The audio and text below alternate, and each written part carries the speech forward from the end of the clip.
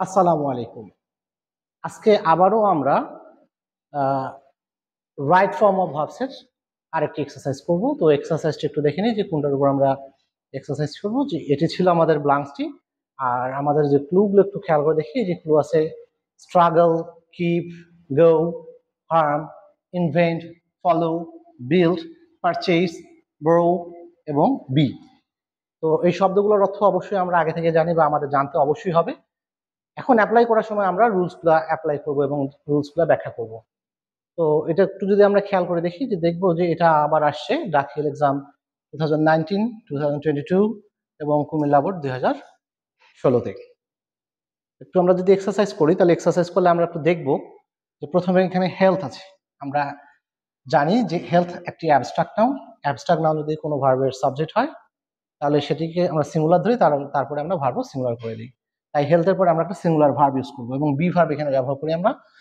এখানে আমাদের বি ছিল, তাহলে বি ভার্ব আমরা এখানে ব্যবহার করতে পারি ইজ। তাহলে কি, হেলথ ইজ ওয়েলথ। তো হেলথ ইজ ওয়েলথ একটা বাক্য, কিন্তু দেখি আমরা বাক্যটি কিন্তু সমাপ্ত না। পরে আরো আছে দ্য প্রভাব। প্রভাবের পরে ফুল স্টপ আছে, অর্থাৎ বাক্যটি এখানে শেষ হয়েছে। তো সম্পূর্ণটা একটা বাক্য।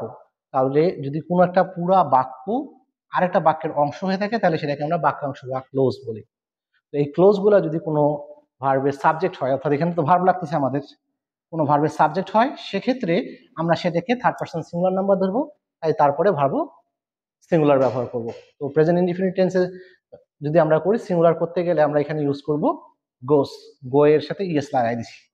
আমরা জানি যে এসিয়ার যুক্ত ভার্বটি ভার্বের ক্ষেত্রে সিঙ্গুলার ভার্ব। তাহলে health is well goes the প্রভাব।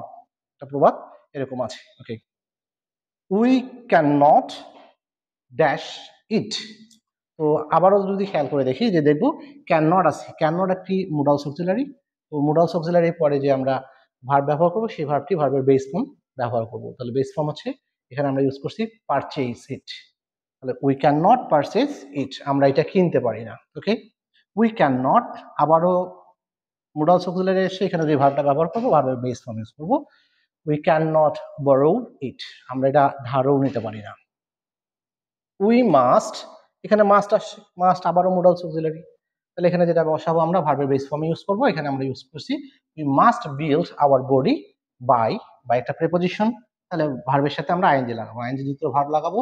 By following the rules of health, আমরা স্বাস্থ্যের যে রুলস গুলো আছে মেনে আমরা এটা ইয়ে করবো। ওকে, তারপর আছে পিপল ড্যাশ। তো people dash against germs that, আবারও dash the body since they are bath. আমি পুরো বাক্যটা এই কারণে পড়লাম, আমাদের রুলসটা আছে এখানে সিন্স যুক্ত বাক্যে যদি কোনো সময় উল্লেখ থাকে, সিন্স বা ফর দ্বারা যদি কোনো সময় যুক্ত থাকে, তাহলে ওই বাক্যটিকে আমরা প্রেজেন্ট পারফেক্ট কন্টিনিউয়াস টেন্সে লিখতে হয়। তো যেহেতু বাক্যটা একটা প্যাসিভ বাক্য, তাহলে আমরা এটা এইভাবে লিখবো যে people have been struggling, sorry, আচ্ছা, এটা যেহেতু present continuous tense, present perfect continuous tense, তাহলে আমরা এটা করবো কি, people have been struggling against charms that dash. তাহলে এইসে আমরা কি ব্যবহার করব, এইসে আমরা ব্যবহার করব দ্যাট। একটু খেয়াল করে দেখি, দ্যাট আমরা একটা রুলস এরকম পড়েছিলাম যে রিলেটিভ প্রোনাউনের সামনে যে নাউন বা প্রোনাউনটি থাকে, সেটি তার অ্যান্টিসিডেন্ট, এবং এরপরে যে ভার্বটি আমরা ব্যবহার করবো সেটি অ্যান্টিসিডেন্ট অনুযায়ী ব্যবহার করব।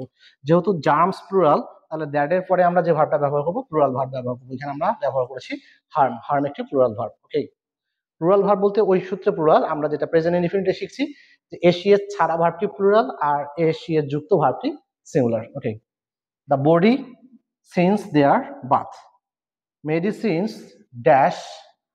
তাহলে মেডিসিনস যেহেতু প্লুরাল, তাহলে ভার্ব প্লুরাল ইউজ করব।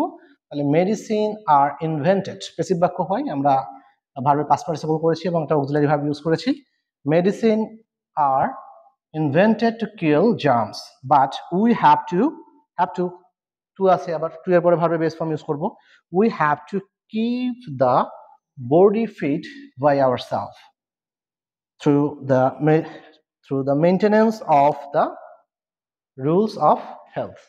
তো আশা করি যদি রুলসগুলো আমরা একটু রিভাইজ করার চেষ্টা করি এবং বারবার দেখার চেষ্টা করি, এটা আমাদের জন্য অনেক সহজ হয়ে যাবে। Thank you. বুঝছি।